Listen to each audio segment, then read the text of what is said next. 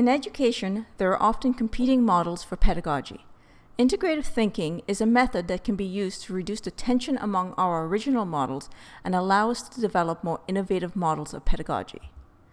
Traditionally, when we have competing models, we tend to settle for the one with the most pros or the least cons. For example, if I wanted to visit the national parks of Canada, I would probably look at the two most traditional methods, which is to either go by RV or to use a tenting method. Both of these models have their pros and their cons.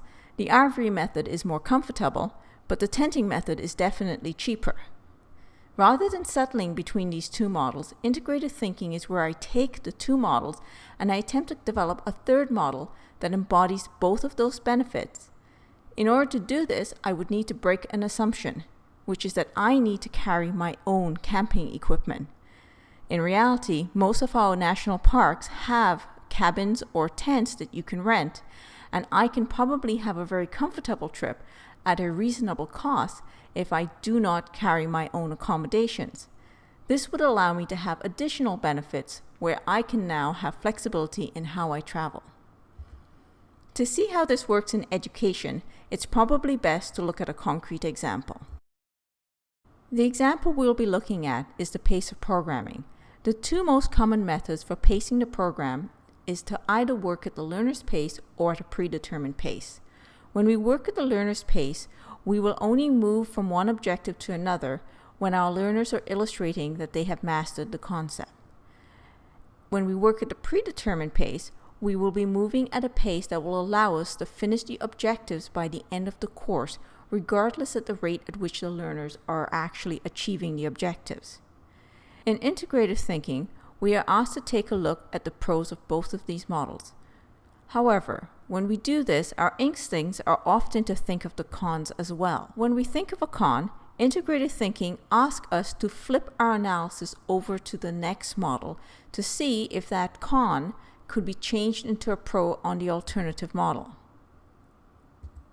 The reason for focusing only on the pros and never on the cons in this analysis is that we are not attempting to evaluate the two programs against each other.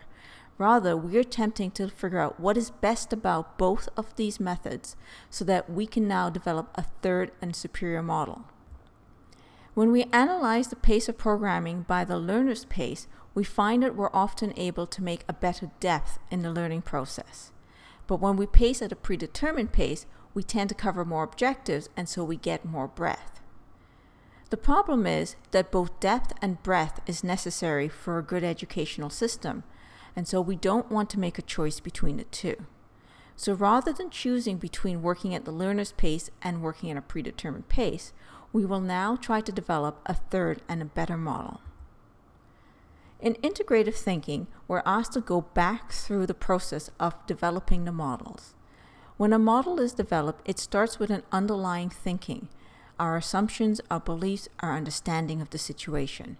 From this thinking, a model was developed, and it was then implemented.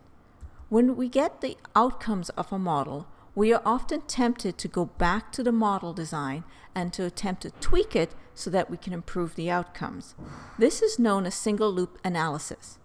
However, in integrative thinking, we are asked to shift our analysis to the underlying thinking that was made to make the models in the first place. This is known as double loop analysis.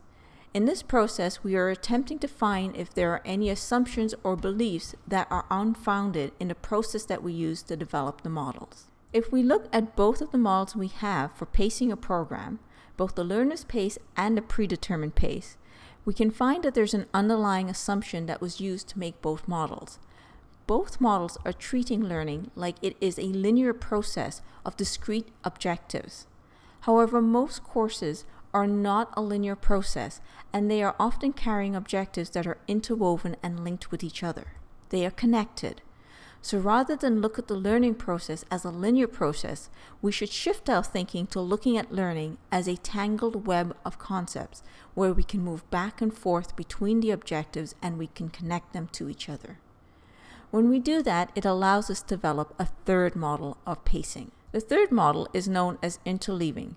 In interleaving, we move through the objectives at a predetermined pace. However, In this process, we will play to the connections between the objectives. In a lesson, while there may be a central objective that is at the heart of the lesson will feature connections to objectives that have gone in the past, as well as objectives that will be coming in the future. By doing this, we allow our learners to continue working on objectives that have gone in previous lessons, and we're also introducing objectives that are coming up in later lessons, although very briefly, so that when those lessons come up, the objectives would not seem unfamiliar. By doing this, we are allowing ourselves to move through the learning at a rate that allows for the breadth, but we're making connections that will continue the learning process so it gives us our depth. And finally, because the lessons are based on interconnecting our objectives, we are now developing the higher order thinking skills of our students.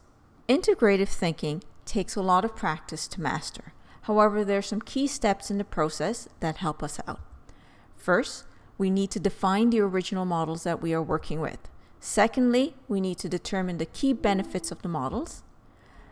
Thirdly, we examine the underlying thinkings that were used to make the models.